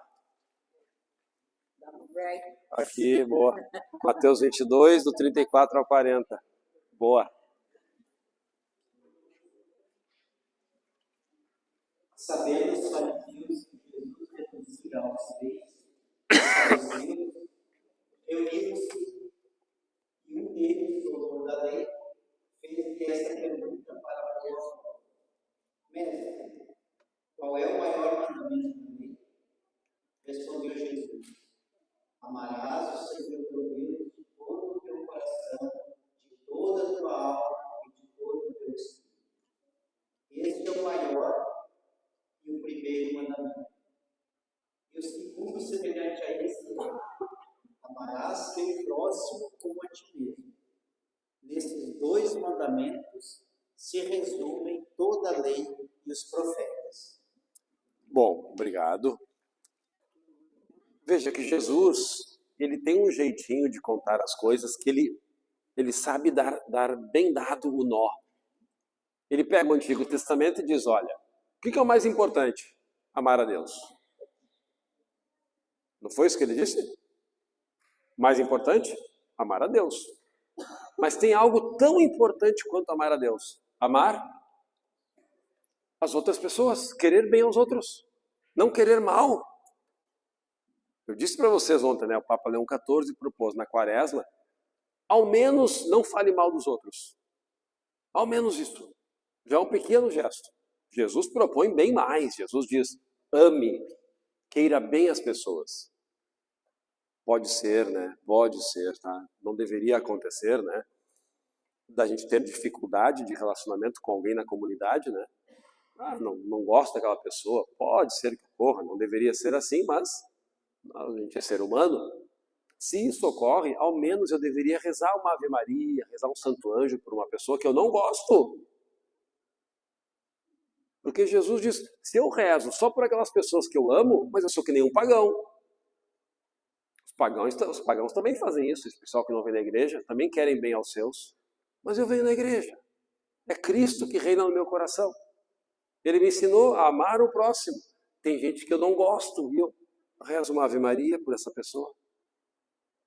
Rezo um Santo Anjo. Jesus está dando a dica para ti. Não desperdice teu tempo com coisas que não são de Deus. Não desperdice teu tempo. As coisas são de Deus. Vamos fazer as coisas que são de Deus. Amar a Deus. Maravilhoso. E eu tenho que mostrar isso na prática. Amando os próximos. Amando o meu próximo. Querendo bem as pessoas. Poxa, a gente vê quando participa da missa, né? Tem pessoas que pedem a intenção de missa pelas almas do purgatório. Já viram isso? Não aparece de vez em quando pelas almas do purgatório? Isso é muito meritório. Meritório. Tem mérito quem faz isso.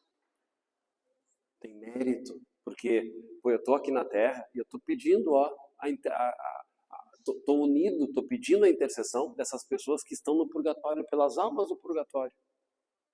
Para que possam superar esse momento e se encontrar com Deus. A gente tem que ser solidário, mesmo com aquelas pessoas que já partiram dessa vida. A gente reza na missa, creio na comunhão dos santos, né? E Jesus está dando as dicas. Ame a Deus, ame o próximo. Nisso está resumida toda a Bíblia. Toda a lei está resumida nisso. Amarás o Senhor teu Deus de todo o teu coração. E vai amar o próximo de todo o coração? Não. Ame o próximo como a ti mesmo. Faça para o próximo aquilo que tu gostaria que ele fizesse para ti. Está dito tudo. Está dito tudo. Isso vale para nossas palavras, atitudes, né? A gente reza na missa, né?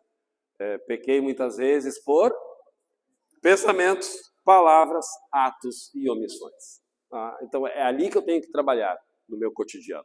Essas coisas.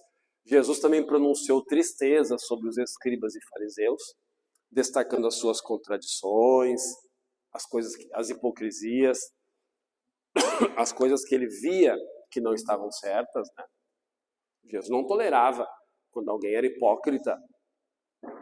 Aparece uma coisa, mas na prática faz outra. No dia a dia faz outra. Ele mostrava, não, isso não dá para ser. Tem que ser sempre a mesma pessoa.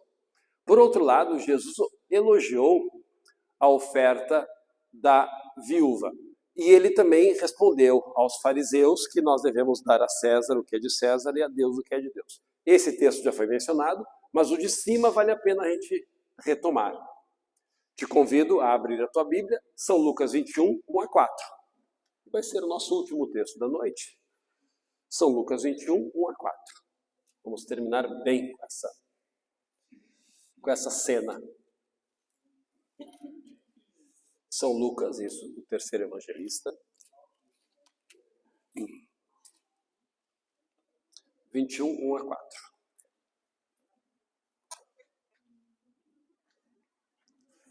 Levantando os olhos, viu Jesus os ricos que deitavam as suas ofertas no cofre do templo. Viu também uma viúva pobrezinha deitar umas pequeninas moedas e disse: em verdade vos digo, essa pobre viúva pôs mais do que os outros, pois todos aqueles lançaram as ofertas de Deus o que lhe sobra, e essa porém deu da sua indigência tudo o que lhe restava para o seu sustento. Obrigado. Gente, não é fácil ser cristão, né? Não é fácil seguir Jesus. Porque o que normalmente a gente faz? A gente dá do que sobra. Isso é o nosso normal.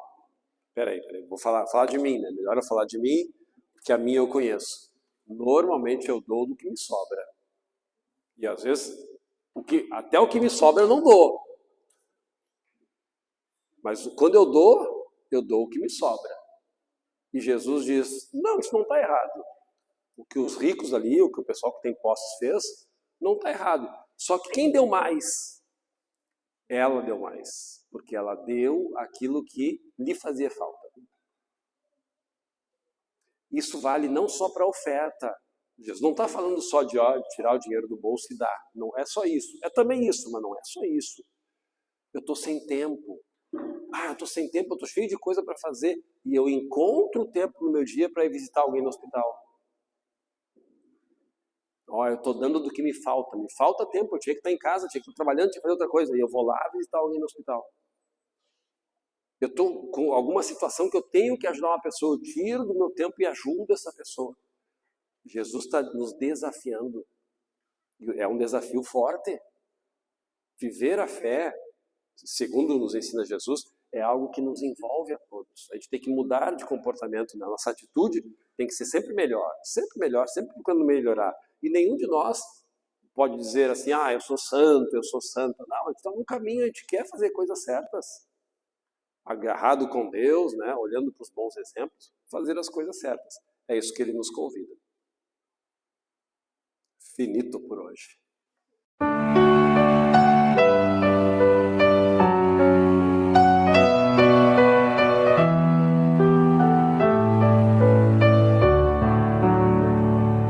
A palavra do Senhor, quando chegou, desinstalou meu coração. Ao chegar, desafiou-me a exigir uma resposta de sim ou não.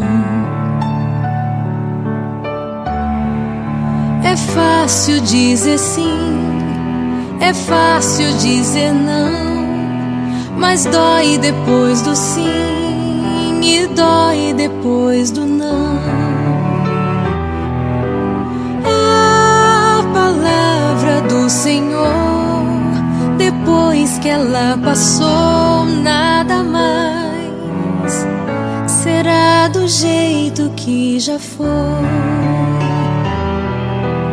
A palavra do Senhor, depois que ela passou, nada mais será do jeito que já foi.